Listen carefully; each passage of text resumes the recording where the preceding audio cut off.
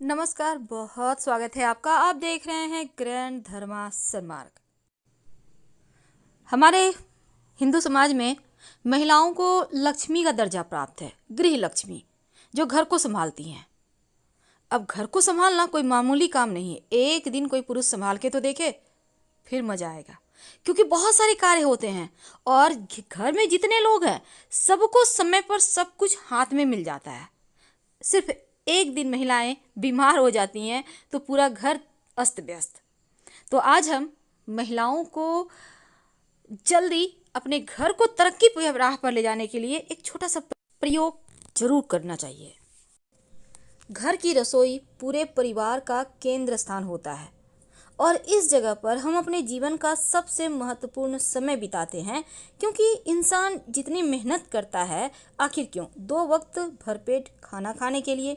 और वास्तु के नियम में कुछ खास बातें होती हैं जिनको आप फॉलो करें तो यकीन मानिए आपकी बरकत बढ़ जाती है।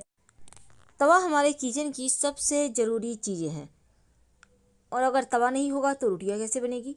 आज हम आपको कुछ खास प्रयोग बताएंगे कि रात में सोने के पहले तवे पर ऐसा क्या रखें कि आपके जीवन में धन की मुश्किलें समाप्त हो सके। खासकर तवा रखने का तरीका और तवा कैसे आपको बेशुमार दौलत शोहरत दिला सकता है, कैसे आपकी किस्मत के ताले खुल सकते हैं, तमाम बातें जानेंगे। देखिए, रसोई को हमेशा ही साफ रखिए। यदि कोई तवा हमारे किचन की सबसे ज़रूरी चीज़ें हैं और अगर तवा नहीं होगा तो रोटियां कैसे बनेगी। आज हम आपको कुछ खास प्रयोग बताएंगे कि रात में सोने के पहले तवे पर ऐसा क्या रखें कि आपके जीवन में धन की मुश्किलें समाप्त हो सके। खासकर तवा रखने का तरीका और तवा कैसे आपको जीवन की मुश्किलों से बाहर निकालेगा।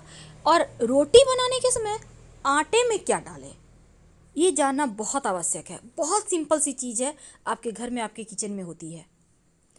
पहली बात तो तवा हमेशा चूल्हे के, जैसे कि आप रोटियां बना रही हैं तो अपने दाहिने हाथ साइड चूल्हे के रख दे तवा, और हमेशा छिपा कर। साथ ही चूल्हे के नीचे भी आप तवा ना रखें। जब भी रखें चूल्हे आप अपने हाथ के दाहिने तरफ, आप खड़ी हैं ना चूल्हे के सामने, उसके दाहिने तरफ, और हमेशा ही तवा साफ करके छिपा कर ही रखें। जो महिला हैं वो गंदे तवे का यूज करती हैं या गंदे कढ़ाई का यूज करती हैं तो फिर इसका सीधा प्रभाव उसके पति के इनकम पर पड़ता है, उनके स्वभाव, उनके चरित्र पर पड़ता है। और आपके घर के बच्चे या पति नशे में लिप्त हो सकते हैं, क्योंकि राहु यहाँ एक्टिव हो जाएगा। इसीलिए तवा का जो प्रयोग है बहुत ही संभल कर किया जाता है, ताकि कोई भी जीवन में निगेटिव अशुभ प्रभाव ना पड़े। अगर हम सही तरीके से व्यवस्थित तौर पर रखें तो धन की कमी नहीं होगी और किस्मत के बंद दरवाजे भी खुल जाएंगे। वास्तु कहता है कि रसोई घर में रात के समय तवा को खड़ा करके कभी नहीं रखना चाहिए। रात में ही नहीं बल्कि दिन में भी। अब ये नहीं कि रोटियां बन गई कहीं भी दीवार साइड खड़ा करके रख दिए, उल्टा करके रख दिए, ये ऐसा बिल्कुल भी ना करें। क्योंकि जब रोटियां बन जाए उसके बाद तवे पर एक छोटी सी, जिसको हम कहते हैं पिछला रोटी, बनाकर जरूर डालें।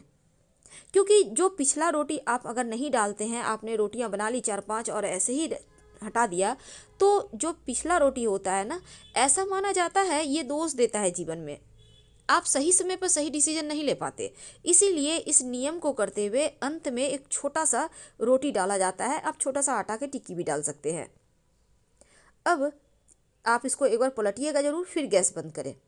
और ये नहीं कि रोटी को तवे पर ही रहने दें, तवे को किसी चीज़ से ढककर रख दें, क्योंकि ऐसा करना अच्छा माना जाता है। या फिर तवे को आप रात में जब ठंडा हो जाए तब उसको सफाई करके आप कहीं भी छिपा कर रखें। ओपन मत रखिएगा, ढककर यानी कहीं पर छिपा कर रखें, कवर करके रखें। भोजन बनाने के बाद तवा कढ़ाई को, बर्तन जो होता है आपको, वो चूल्हे पर मत रखें, गैस पर मत रखें, क्योंकि तवा किचन की सबसे ज़रूरी चीज़ है। और वास्तु कहता है कि इसका महत्व भी ज़्यादा है, क्योंकि तवा और कढ़ाई राहु का प्रतिनिधित्व करता है। राहु का मतलब, कहते हैं ना, राहु एक्टिव हो जाए तो जीवन में आकस्मिक घटनाएं, दुर्घटनाएं, अच्छी बुरी सब होने लगती हैं।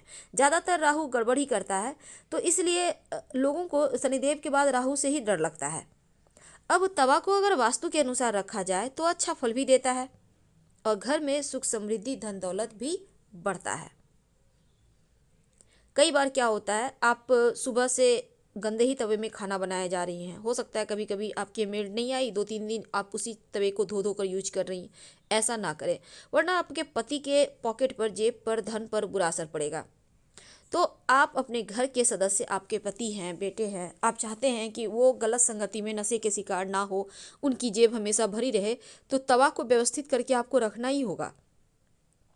और वास्तु के नियम का अगर आप पालन करें, जब रात में आप खाना पीना बना लेते हैं तो फिर तवा गर्म तवे पे पानी मत डालिएगा, क्योंकि ये जो छन से आवाज़ होगा ना, ये घर में कलह क्लेश जैसी वातावरण पैदा करता है, नेगेटिव ऊर्जाएं पैदा करता है।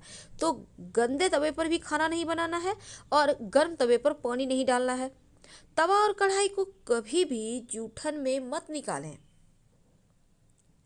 एक और बात जान लें, जब आप रोटियां बनाना शुरू करती हैं, तवा को आपने चूल्हे पर रखा, इसमें 1 चुटकी नमक डाल दें, किसी कपड़े से पोंछकर हटा दें और फिर आप रोटियां बनाना शुरू करें।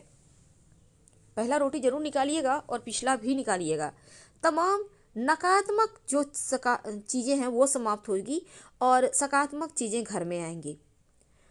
रसोई घर में आपके जो तवा है, कढ़ाई है, अब ये नहीं कि आपने सफाई किया उल्टा करके रख दिया, मत रखिए, क्योंकि उल्टा अगर तवा कढ़ाई को रखते हैं तो जीवन की परेशानियां बढ़ जाती है। हमेशा आप अपने किचन में, जो जहां आपका गैस चूल्हा है, उसके दाहिने तरफ तमाम वस्तु को रखें। तवा को, कढ़ाई को आपको उठाने में, निकालने में भी सुविधा होगी और वास्तु भी यही कहता है। खाना बनाने के बाद खाली चूल्हे पर तवा कढ़ाई को मत रखिए। अब ये नहीं कि बन गया पड़ा हुआ ही नहीं, हटाकर नीचे रख दें। ऐसा करने से चूल्हे पर भार नहीं रहेगा।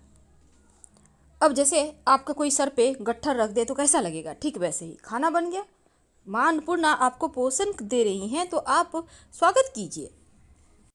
लेकिन रात में सोने के पहले तवे पर ऐसा क्या रखें कि माँ लक्ष्मी प्रसन्न हो जाए। देखिए, रात में सोने के पहले आप अपने तवे पर 2 तरह की वस्तु रख सकते हैं। आपकी सुविधा, आपके घर में जो है वही रखिएगा। पहला है 1 तेजपत्ता और 1 दाना इलायची। इलायची में बहुत सारे दाने होते हैं, छोटी इलायची, उसमें 1 दाना निकाल लें और तेजपत्ता के ऊपर रख दें। अब तवे पर इसको रख दें, तेजपत्ता, इलायची और तवा, और रात भर यूं ही रहने दें, कहीं भी साइड में रख दीजिएगा। और अगले दिन सुबह आप तेजपत्ता और जो आपने इलायची के दाने रखे हुए हैं तवे पे, उसको ले लें और लेकर आग में जला दें। अगर ये प्रक्रिया आप नहीं कर सकते, चूँकि इलायची बहुत महंगा है, हर किसी घर में है नहीं, तब ऐसे में आप लौंग का प्रयोग करें। रात में सोने के पहले लौंग रख दें तेजपत्ता तवा पर और अगले दिन सुबह उसको जला दें। जिस तरह से आपने तेजपत्ता और मिर्च यहाँ पर इलायची के बीज जलाए थे, उसी प्रकार आप लौंग को जला दें। सुबह सुबह उठकर ये प्रयोग करना है, यानी रात में आप रख दीजिए और सुबह में जलाइएगा। लेकिन तवा को हमेशा ही चमका कर रखें, नींबू नमक के सहारे ही चमकाएं, पर चमकाइए, क्योंकि जितना ज़्यादा तवा शाइन करेगा। लेकिन ये नहीं कि अब ईंट पत्थर लेके खुरच रहे हैं, ऐसा मत कीजिए। गर्म पानी में डाल दें, नींबू रगड़ दें नमक के साथ, वो साफ़ हो जाएगा। तो जितना ज़्यादा स्क्रैच कम होगा, जितना ज़्यादा स्मूथ रहेगा, चमकेगा, उतना ही खूबसूरत तरीके से आपका भाग्य भी चमकेगा। बहुत सिंपल है।